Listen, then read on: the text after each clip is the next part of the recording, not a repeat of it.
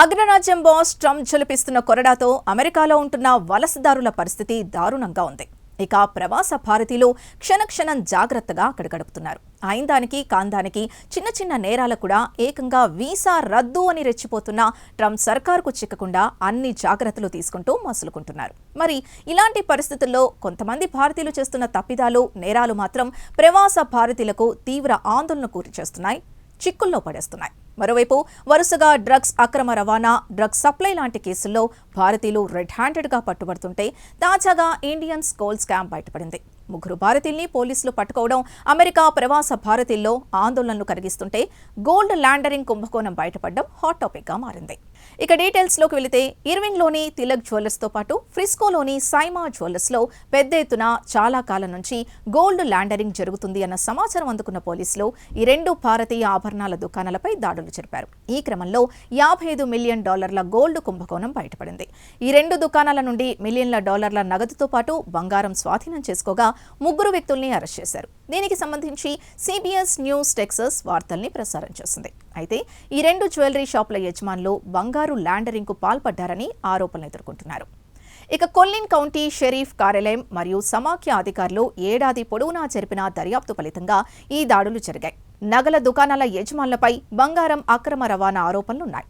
ఈ కుంభకోణంలో వృద్ధులైన బాధితుల పేర్లు వాడుకుని వారి ద్వారా ఈమెయిల్లు పంపిస్తూ నేరాలకు నిందితులు పాల్పడినట్టు ప్రాథమిక దర్యాప్తులో తేలింది.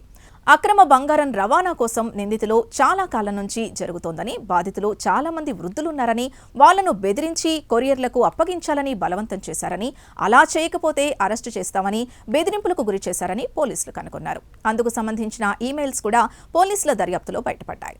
అధికారుల ప్రకారం ఈ జ్యువెలరీ షాప్ యజమానులు కొరియర్ల నుండి అక్రమంగా బంగారం కొనుగోలు చేస్తారు. ఆపై దాన్ని ఆభరణాలుగా, ప్రధానంగా బ్రేస్లెట్లుగా కరిగించి అమ్మకాలు జరుపుతారు. అయితే ఈ బంగారు బార్ స్కామ్లో పాల్గొన్న అందరినీ పోలీసులు ట్రేస్ చేసి అదుపులోకి తీసుకున్నారు. అయితే అమెరికా పోలీసులు వ్యూహాత్మక దాడులు జరిపి ఈ గోల్డ్ స్కామ్ని బట్టబయలు చేయడంపై హర్షం వ్యక్తమవుతోంది.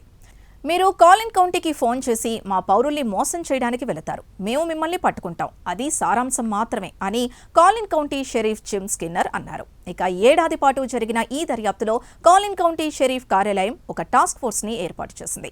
డల్లాస్ ఫోర్ట్ వర్త్ ప్రాంతం నుంచి అనుమానిత కొరియర్లను టాస్క్ ఫోర్స్ అరెస్ట్ చేయడం ప్రారంభించింది.